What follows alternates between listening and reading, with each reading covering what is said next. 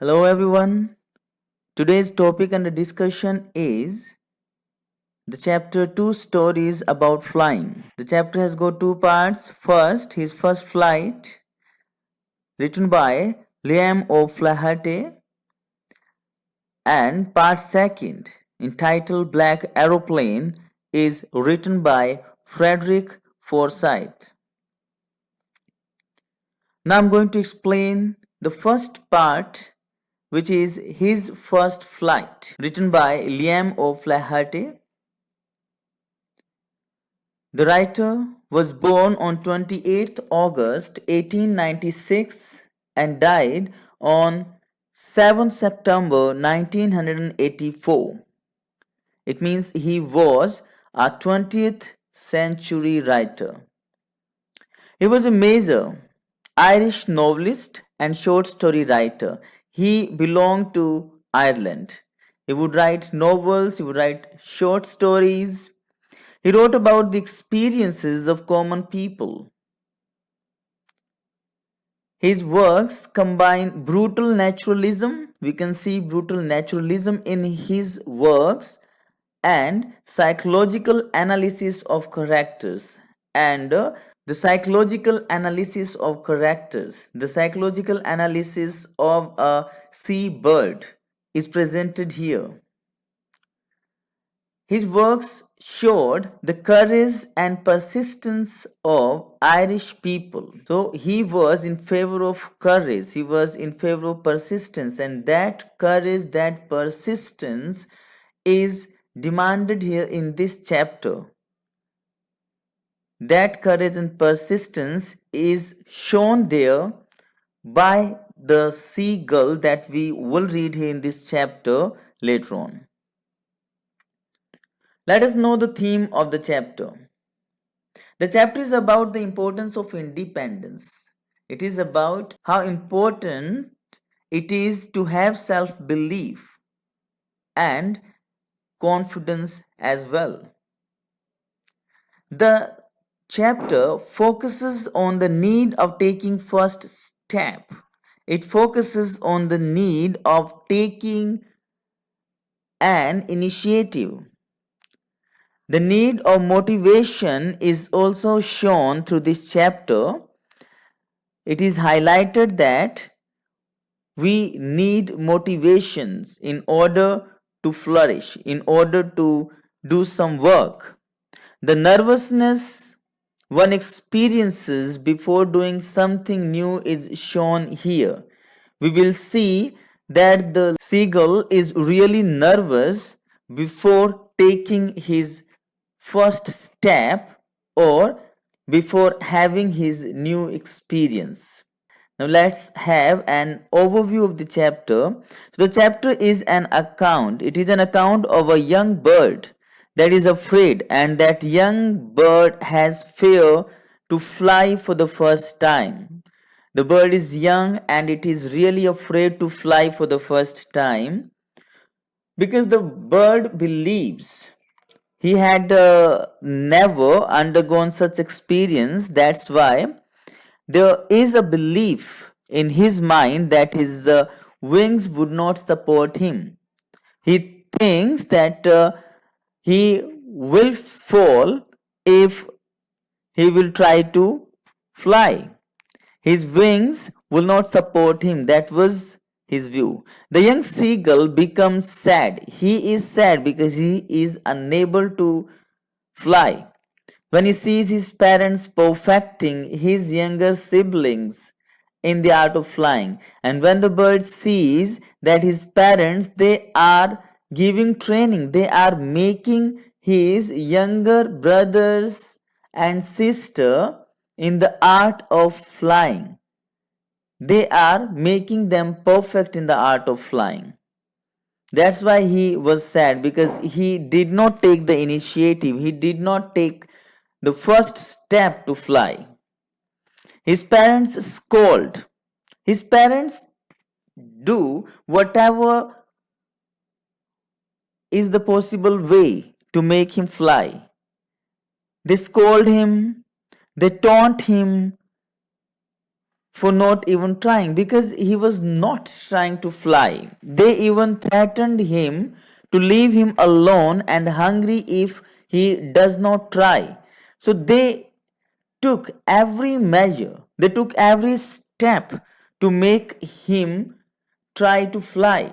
The mother comes to Seagull, and then the mother comes because she knew that her taunting, her scolding him would not do any good. That's why the mother took some other tactics here.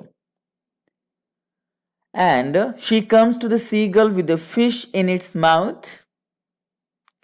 On seeing his mother, and when the seagull saw his mother, and the mother had got a fish in her mouth, then he gets excited. He thought that he was going to get that fish, and mad. He was excited and he was mad when he saw the fish in the mouth of his mother, and he knew that the mother was coming to him, and takes a dive at fish. And what happens, because of that excited condition, because of hunger, because of madness, he jumped from the ledge, from the rock where he was sitting, towards the piece of fish.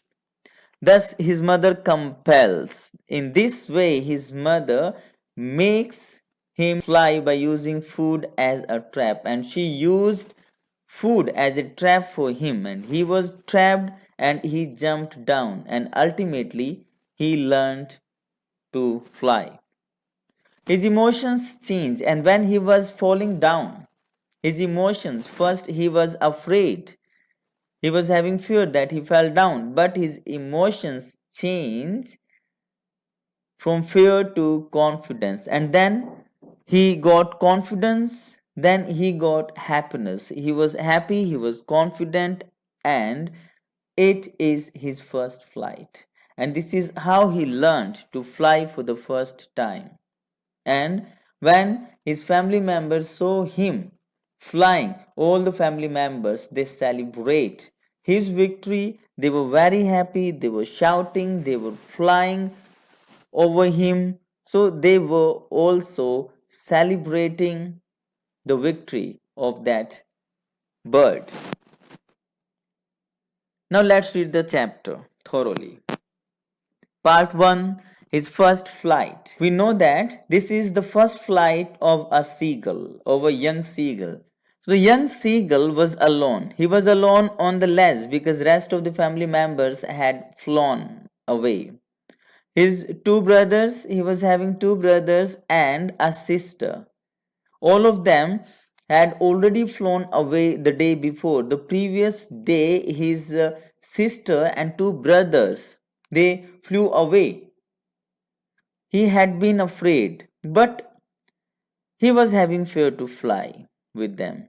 He did not even take his first step to fly.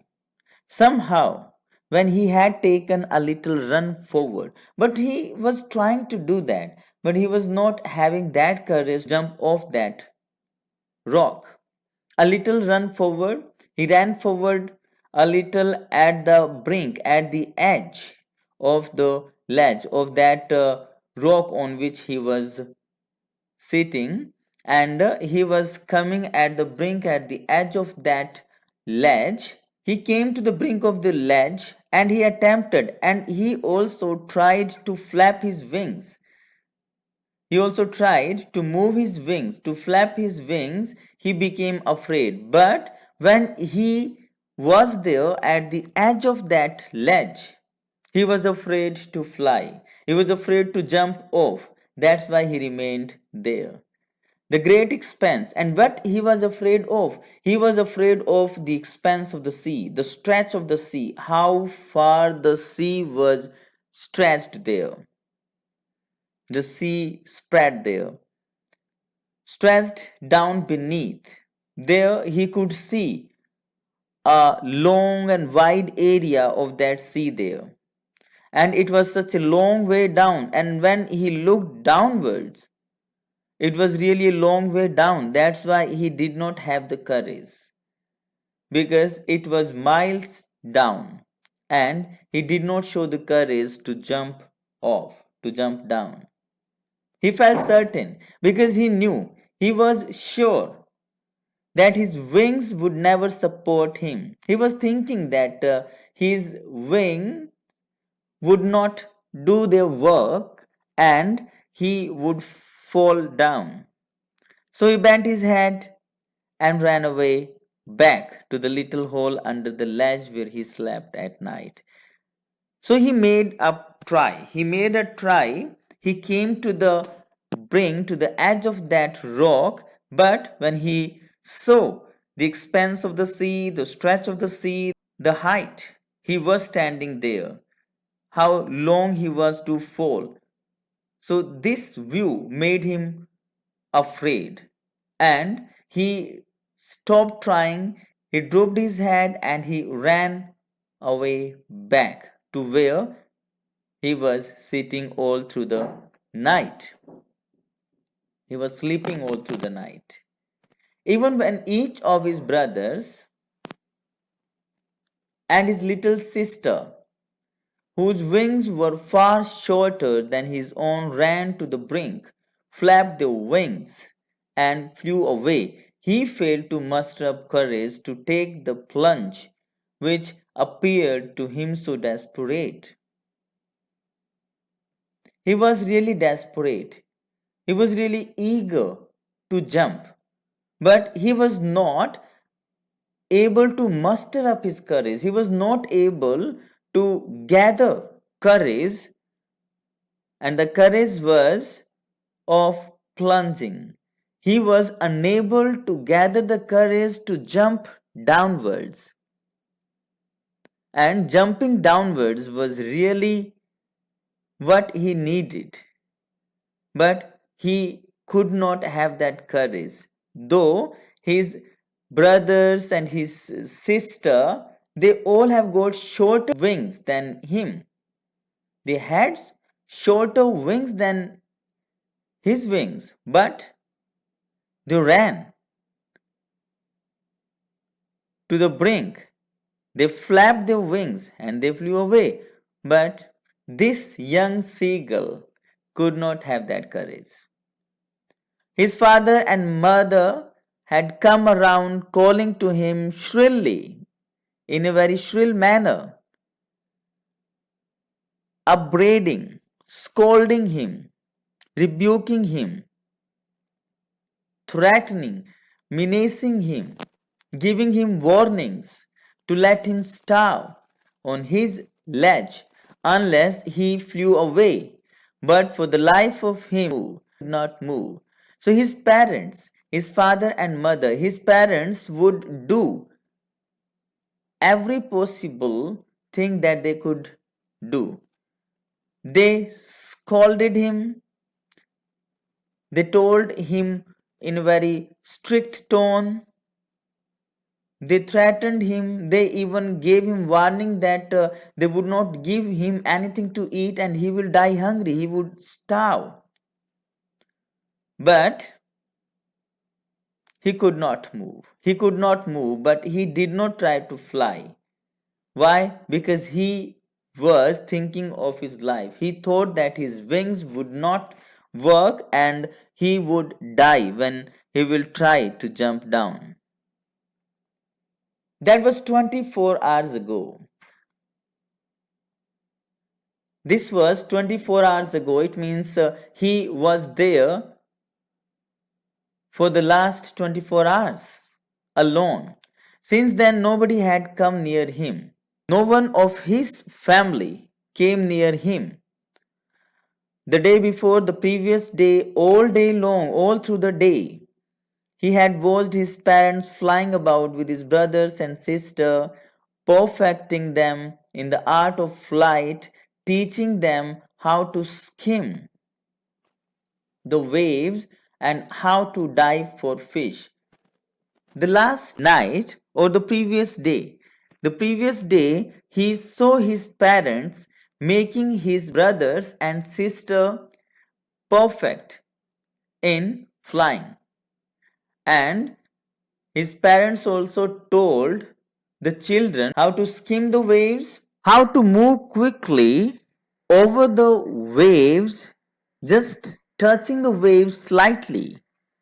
He had in fact seen his older brother catch his first herring, a fish. He also saw how his brother got training from his parents and he was able to catch the first fish of his life. And this seagull also saw his older brother devour that fish. He saw his older brother eat that fish. Standing on a rock, the brother was standing on a rock and he was eating that fish while his parents circled around, raising a proud cackle, and his parents were also proud. His parents were cackling, they were creating noise, they were very happy, and they were circling round its big brother, its elder brother. And all the morning, the whole family had walked about on the big plateau, midway down the opposite cliff, taunting him with his cowardice. And all through the day, the whole family, they were walking about on the big plateau. They were there walking on the big plateau midway down the opposite cliff. They were sitting the opposite cliff midway down, and they were taunting, they were insulting, they were humiliating this seagull with his cowardice. They were humiliating him, they were taunting him that he was not a brave person, he was lacking in bravery. The sun was now ascending. Now, because it was next day and the sun was coming up, the sky blazing, its heat was really scorching on his ledge where this seagull was sitting. Now there was sun and it was really hot that faced the south, and this ledge where he was sitting, the ledge was facing south. He felt the heat because he had not eaten since the previous nightfall. He had been hungry there since the previous night, and he could feel the heat because of that hunger. He was feeling very weak. He stepped slowly out to the brink of the ledge. He again came to the brink of the ledge, to the edge of the ledge, and standing on one leg, and then he stood on one leg with the other leg hidden under his wing. He came to the edge of that ledge and he stood onto his one leg and he closed one eye, then the other, and then he closed the second eye and pretended, and he was affecting, he was pretending, he was posing as if he was falling asleep. So the next day, when it was really hot and it was really unbearable for him, he was feeling hungry as well. He came to the edge of that ledge, of that rock, and he stood onto one of his legs and he was pretending as if he was falling asleep, closing both of his eyes. Still, they took no notice of him. But not even a single family member was noticing him. He saw his two brothers and sister lying on the plateau, dozing with their heads sunk into their necks. He could see his brothers and sister, they were trying to sleep. They were dozing, they were sleeping with the heads sunk, dropped into their neck. Their heads were lowered into their necks and they were sleeping. This seagull could see his family members. His father was preening the feathers. His father was preening, making clean the feathers, his wings on the white back. Only his mother was looking at him. Only the mother, because mothers are always soft hearted. And his mother was really worried about him, and she was looking at him. She was standing on a little high hump, raised part on the plateau, her white breast thrust forward, and she had pushed her white breast forward now and again. She tore at a piece of fish that lay at her feet. The mother, she had caught a fish there, and now and then, she was at regular intervals taking a piece of fish out of its body and then scraped each side of her beak on the rock, and then in order to soften the flesh of that fish, she discards the flesh to the rock, and she was trying to hit each side of her beak onto the rock in order to soften the meat of that fish. The sight of the food maddened him. He was almost mad when he saw food because he had been hungry for the last 2 days. How he loved to tear food. He also wanted to do the same as his mother was doing. He wanted to tear food. He wanted to tear fish that way, scraping his beak and then scraping his beak in order to get rid of something useless. Now and again, at regular intervals, to wet it, to sharpen it. He would also like to hit his beak in order to sharpen it from that rock. Ga, ga, ga, he cried, begging. Now he was requesting his mother. He was requesting her to bring him some food. He was shouting, ga, ga, ga, and he was asking for some food. Ga, cola, she screamed, but she was not ready to give him food. That's why she shouted. She shouted back, and that shout was really of anger. She was derisive that time. She was really contemptuous. She was scolding him. But he kept calling plaintively. But he was speaking in the same plaintive tone, in the same requesting tone, in the same sorrowful and sad tone. And after a minute or so, he uttered a joyful scream. And after some time, after a minute or so, he uttered a joyful scream.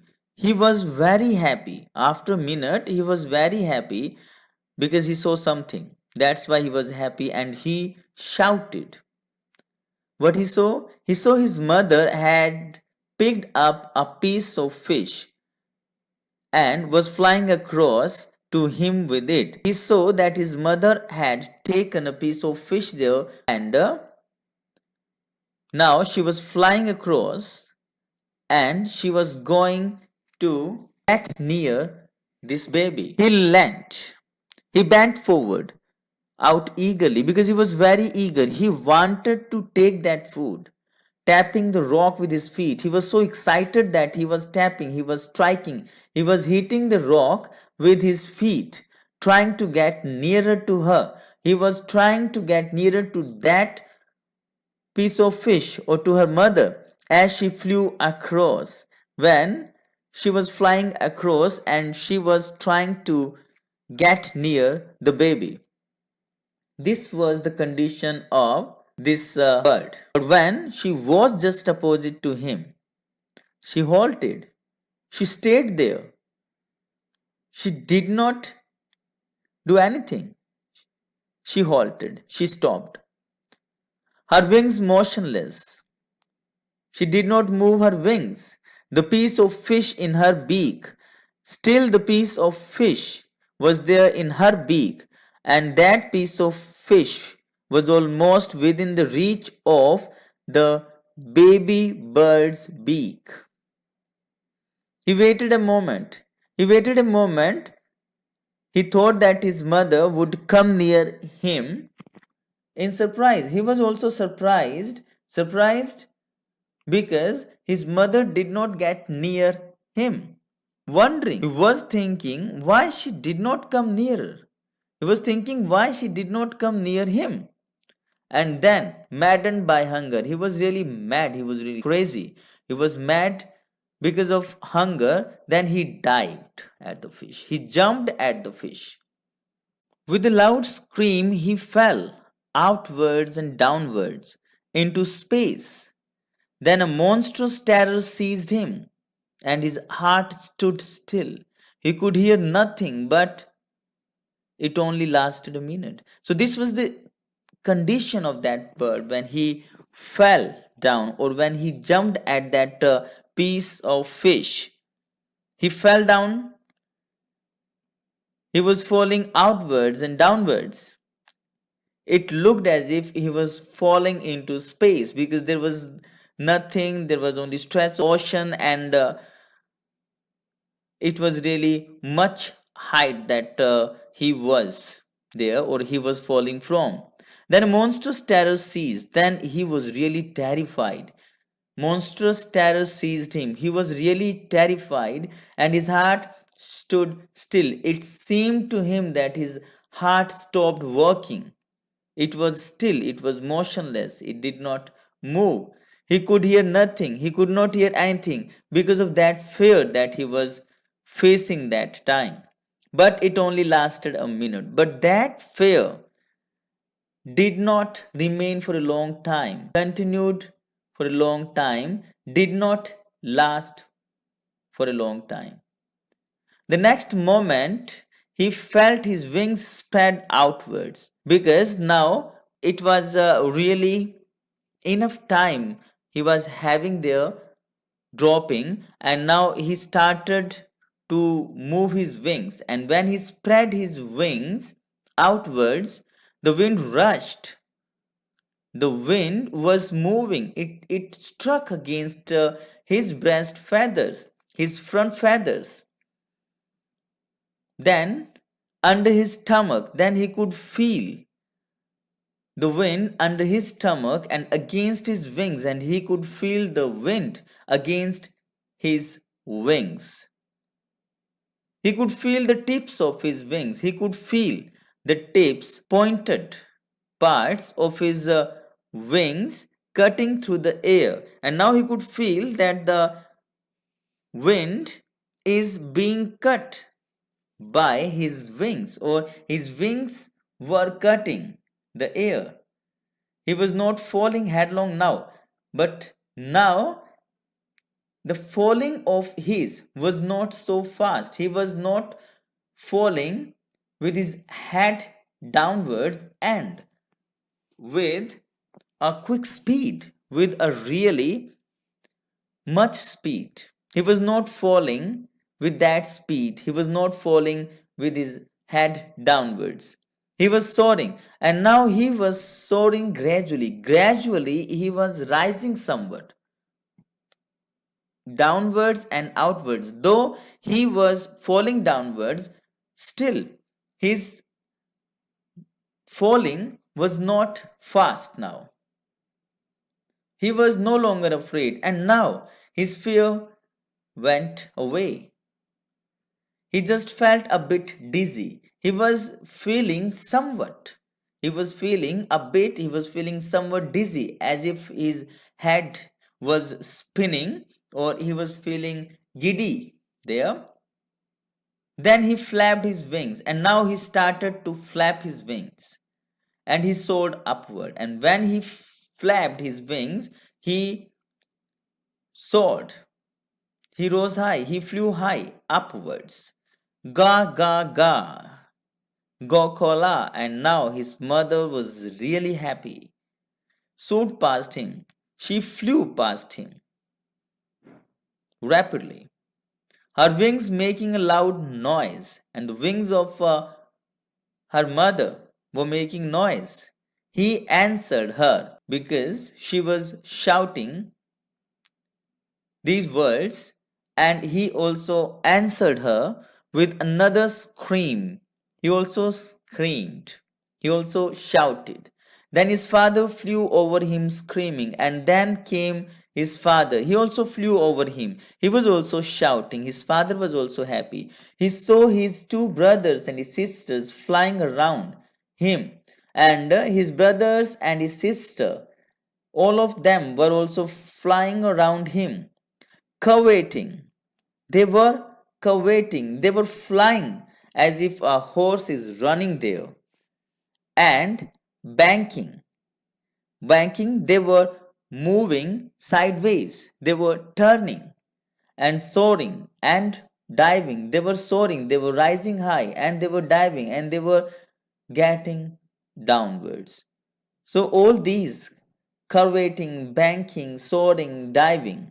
So, these are the words that show the movement of those birds in the air. Then he completely forgot that he had not always been able to fly. He forgot his fear, or he forgot that he was once afraid to fly, because now he was able to fly. And he commanded himself, he praised himself to dive and soar. He also soared, he also curved, showed curvating movements. He also shouted shrilly. In a very shrill way, he was shouting. He was happy now. He was near the sea now, flying straight over it. Now he was near the sea, surface of the sea, and he was flying over the sea, surface of the sea, facing straight out over the ocean. And now he was just flying along the ocean, along the surface of the ocean. He saw a great, a huge green sea beneath him. He could see that vast sea, ocean beneath him, with little ridges, and little ridges were also there moving over it. And ridges, pointed stones were also there over it, and he turned his beak sideways, and then he turned his neck, he turned his beak, his face sideways, and cawed amusedly. Now he was amused, he was really happy, and he was speaking something in that happiness. He was cawing, he was uttering some sound in that happiness. His parents and his brothers and sisters had landed on this green flooring ahead of him. He could see the green flooring, he could see the surface of the sea there.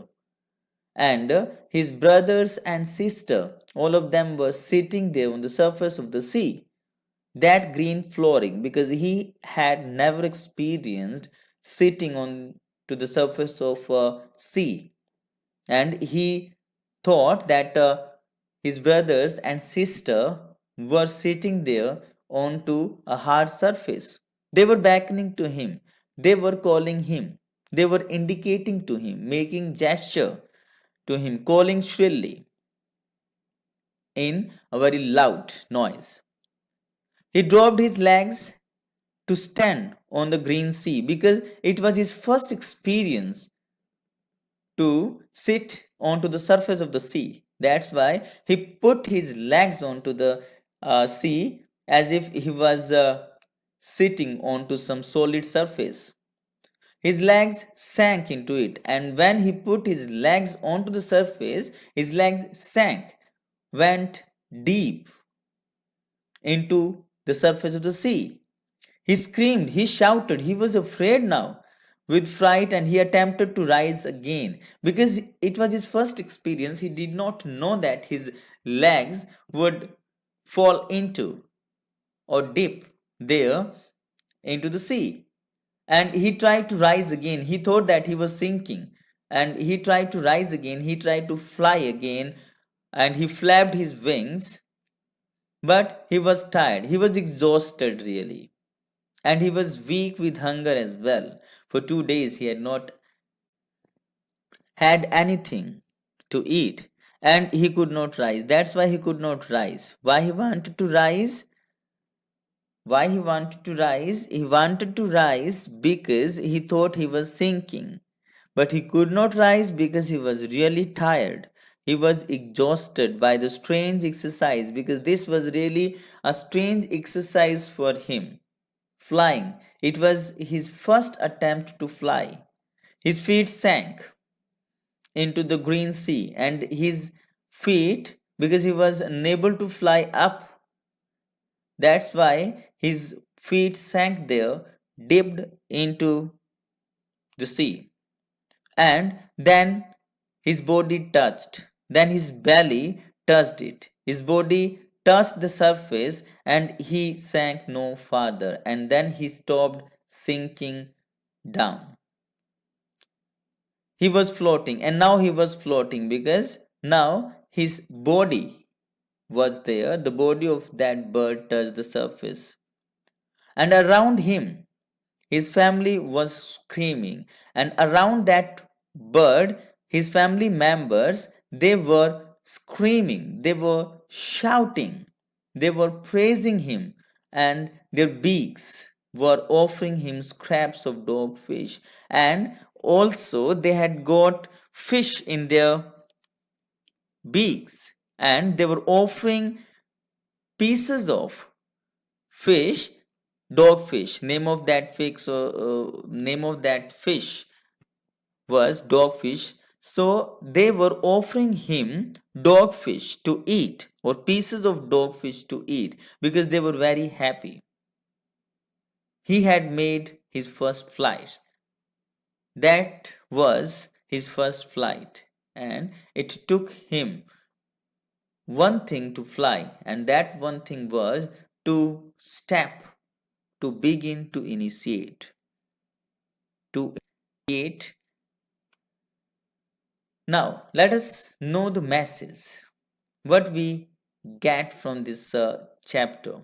I hope you have already understood the message there.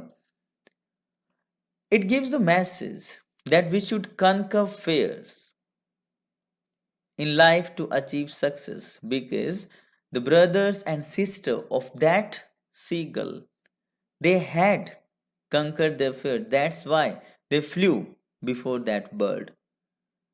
We should not be afraid of taking initiatives.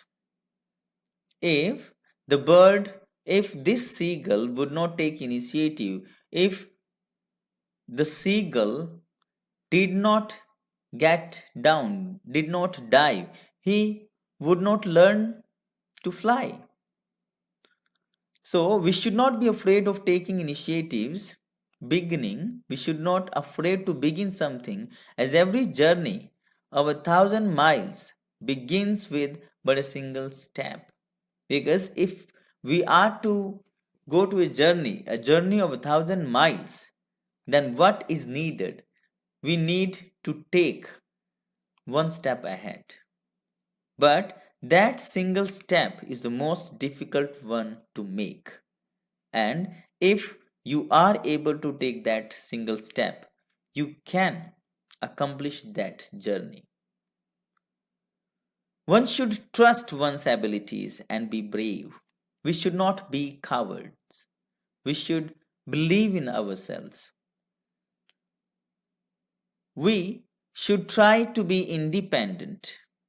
And the joy of independence is not meant for cowards. We should be independent, as the mother was trying to make the baby independent. And he was coward. That's why he was unable to be independent. And when he became independent, when he jumped down and he was able to fly, he was independent, and that's when he was really happy. He was really joyful.